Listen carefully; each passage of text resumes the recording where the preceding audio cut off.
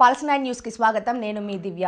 ఇసుక అక్రమ నిల్వలు చేపడితే కఠిన చర్యలు తప్పవు. ఎంఆర్ఓ నాగమణి. డోన్ మండలంలో ఎవరైనా అక్రమ ఇసుక డంపులు నిల్వ చేసి అమ్మకాలు చేపడితే కఠిన చర్యలు తీసుకుంటామని హెచ్చరించారు. మండలంలోని యాపదిండే గ్రామంలో రెవెన్యూ సదస్సు పోయి వస్తుండగా అక్రమంగా ఇసుక రవాణా చేస్తుండగా ట్రాక్టర్ ని పట్టుకొని సీజ్ చేశామని తెలిపారు. ఈ సందర్భంగా ఎంఆర్ఓ తన కార్యాలయంలో మీడియాతో మాట్లాడుతూ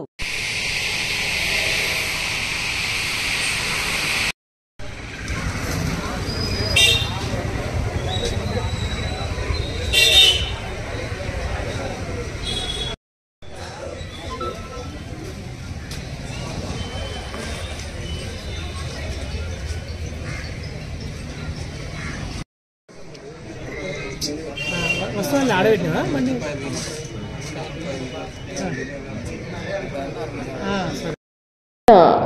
యాపదిన్న విలేజ్లో గ్రామ సభ నిర్వహించడానికి వెళ్తున్నప్పుడు ఒక ఇసుక ట్రాక్టర్ని చూసాము. దాన్ని ఆపి ఎక్కడి నుంచి తీసుకొస్తున్నాము అని అడిగితే మల్యాల విలేజ్లో వంకాపురం పోకులో నుంచి వాడుకుంటున్నాము అని చెప్పాడు అతను.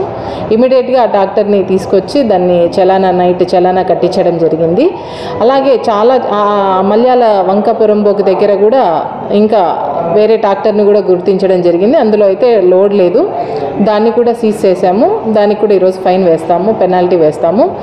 అక్కడ ఈ విధంగా గత కొంతకాలంగా జరుగుతుందని మా నోటీస్కి వచ్చింది. ఇమీడియట్గా మేము వెంటనే తలార్లను అలర్ట్ చేసి డ్యూటీస్ కూడా వేయడం జరిగింది. Day duty, night duty. ఖచ్చితంగా అక్కడ తలార్లు ఉంటారు. ఇంకొకసారి ఆ విధంగా చేయడానికి వీల్లేదని కఠినంగా గ్రామంలో కూడా ఇన్స్ట్రక్షన్స్ ఇచ్చి ఉన్నాము. అక్కడనే కాదు, మండలంలో డోన్ మండలంలో ఎక్కడైనా ఇటువంటి పరిస్థితి ఉంటే ఇమీడియట్గా మాకు తెలియజేస్తే మేము వెంటనే వాటిపైన చర్యలు తీసుకుంటాము.